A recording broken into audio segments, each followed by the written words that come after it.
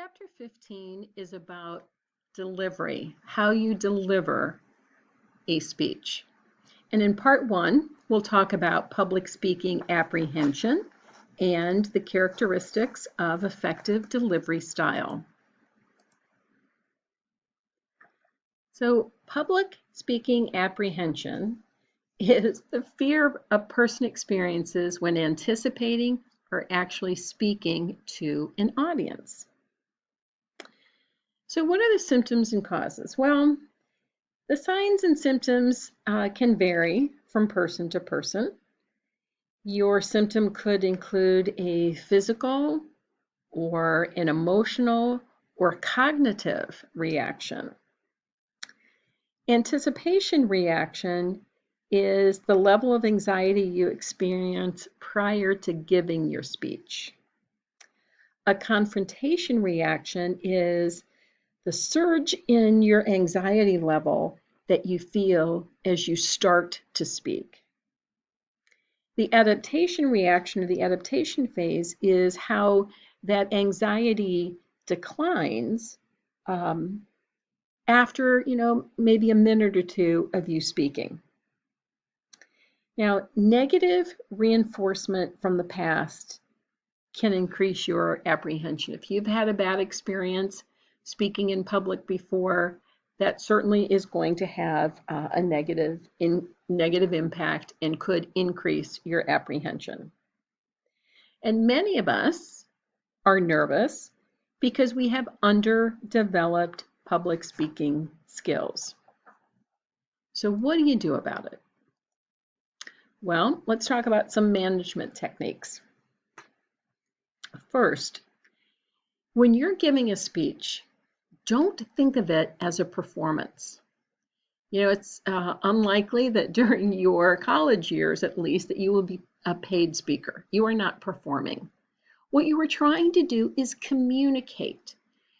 When you choose a persuasive speech topic, I encouraged you to pick something that you knew about and that you were passionate about. So you're going to be communicating something in your speech that you're passionate about. So think about it that way. It's not a performance, you're just communicating. Visualization is a very helpful tool. And I've got a separate video out there on visualization. I encourage you to listen to that. But it's basically that you visualize yourself giving a great speech, that you're prepared, you know the material, you've practiced with your visual aids, with your presentation aids, you've got all of your transition statements and your signposts, and you do a fabulous job. And you see yourself in the front of the room or on the stage, and you just do a fabulous job. Okay, systematic desensitization is a method that reduces apprehension by gradually having you visualize increasingly more frightening events and figuring out what you would do in the event something would happen and how you would respond. So you plan ahead as much as you can. You plan for the unexpected. Now, cognitive restructuring refers to replacing that negative self-talk, the intrapersonal communication, replace the negative self-talk with positive self-talk. Okay, so identify whatever negative thoughts that you have, and then determine whether or not, if you're afraid, whether those fears are rational. What is the worst that could happen if you say something incorrectly?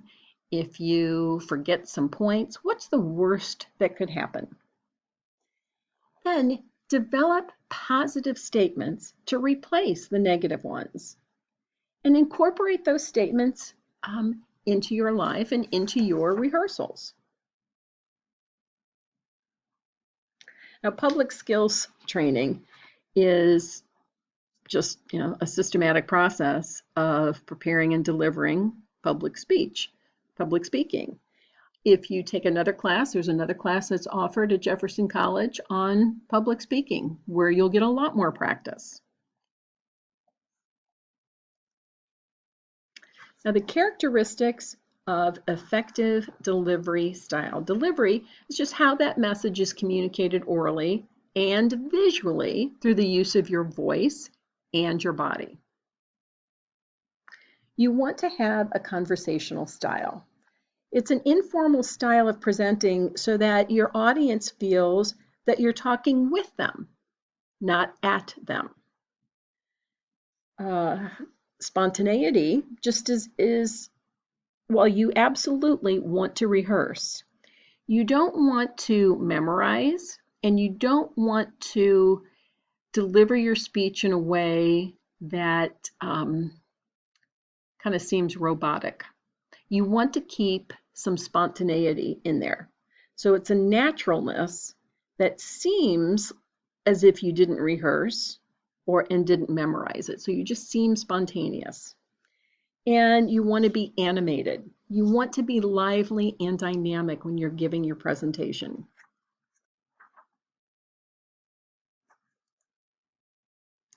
Okay, we talked about paralanguage in a prior chapter.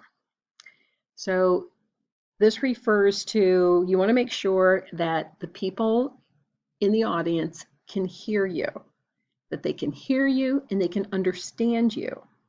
So you want to make sure that you articulate. So say each word clearly so that everyone understands what it is that you're saying. Watch your pitch and your volume. You need to speak loud enough that everybody in the room can hear. If you're giving a presentation in a room of 100 people, you might have a microphone. In a classroom setting, it is unlikely. So you will need to adjust your volume to make sure that all students in a classroom can hear you. Rate refers to how fast or how slow you speak. Watch your pronunciation, how you pronounce different words, and your accent. You know, the inflection tone that could be native of where you live, another part of the country, or a different country altogether.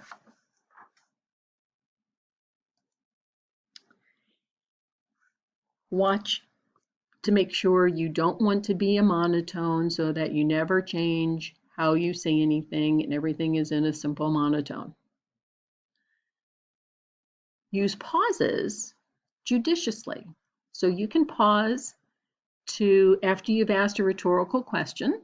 If you want to say now, have you ever experienced such and such? That's a rhetorical question. Pause. Let people think about that for a moment before you go on. So you put in a pause if you want to emphasize a point. So you've said something, maybe groundbreaking, something startling. Pause for a moment so that it really sinks in. And then use your body. Now, you want to make sure that your appearance is appropriate for the audience and the occasion. If you're in front of 100 people, you'll probably want to dress in something more formal, a business suit, a dress, something like that. For our speeches in class, you don't need to wear a suit and tie or a skirt and blouse or a dress, but you shouldn't come in jeans and a t-shirt either. Watch your posture when you're standing in front of the class or in a lecture hall or in a big conference room. Watch your posture, stand tall. Poise refers to how assured you feel about the situation. Eye contact. So you want to make eye contact with the audience. It helps the audience concentrate and helps them feel a connection to you. And it helps you respond to audience feedback so that you can see if they're nodding their heads, they understand what you're saying, they're in agreement with you, or their heads kind of turn to one side and they're like, what? They don't really understand what you just said. That kind of feedback is very helpful. So you need to be making eye contact. Watch your facial expressions and then use gestures appropriately in your speech. Watch your movement during your presentation. You don't want to bounce. You don't want to sway. You don't want to be tapping your feet. If you need to walk to, from a podium to where you have a chart, that's certainly fine. But don't have distracting body movements. Okay, and that brings us to the end of part 1 for chapter 15.